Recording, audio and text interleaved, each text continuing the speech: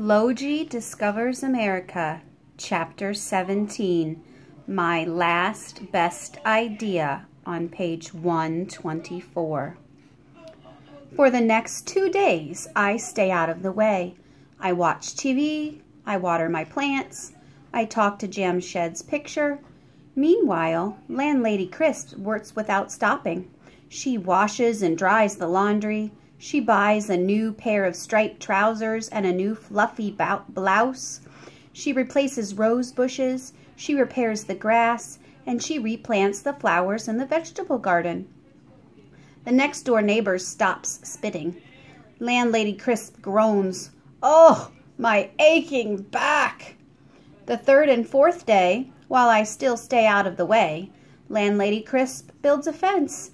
It keeps Frick and Frack out of the neighbor's yard and away from the laundry. It keeps King out of the woods and away from the skunks. All the while, Landlady Crisp sets mouse traps under Mrs. Pendergast's bed and behind her stove. Even though she knows she will not find any mice, she checks the traps every few hours. This keeps Mrs. Pendergast happy. It keeps her from hopping on the sofa. "Bone tired," moans Landlady Crisp. On the 5th day, Landlady Crisp finally starts cleaning the mess in the apartment house. I see her bringing out a broom and a scrub brush, a mop, and a big bucket of lemony fresh bubbles. She stands and looks at her cleaning supplies for a moment. Then, instead of sweeping and scrubbing, she crumbles onto the bottom stair. I cannot stay out of the way any longer. "Landlady Crisp," I say, "is everything all right?" "No, everything is not all right." She takes her hands away from her face, and I see she has tears in her eyes. "I can't do it, Lowji. I don't have enough time. I don't have enough energy. There's only one thing left to do." "What is this one thing?" I ask. Before she can answer, Frick and Frack start bleeding in the yard. They need water. King appears with his leash dangling from his drooly mouth. He needs a walk. Trapper crawls from beneath the stairs to meow and meow. She needs a can of tuna fish.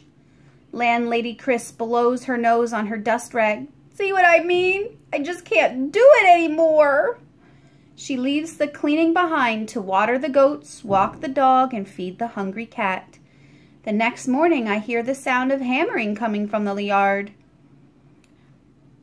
The front yard. What can Landlady Crisp be working on now? I wonder. I go outside.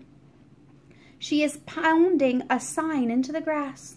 The sign says, "For sale." "Landlady Crisp!" I cry. "You cannot be selling this apartment house." "I don't want to," she says, "but it's either sell the building or get rid of the pets.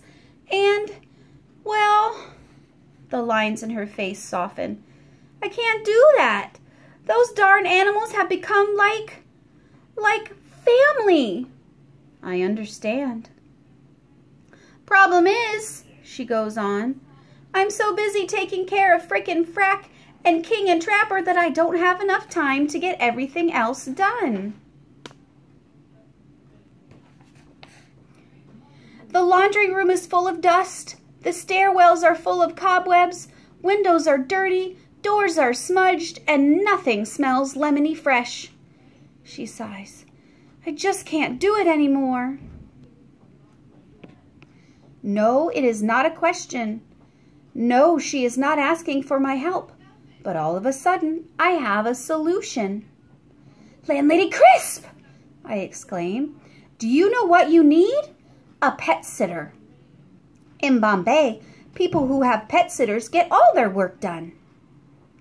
Landlady Crisp stands very quietly, holding her hammer. I know she is listening. "Yes," I say, "people who have pet sitters save much time and energy.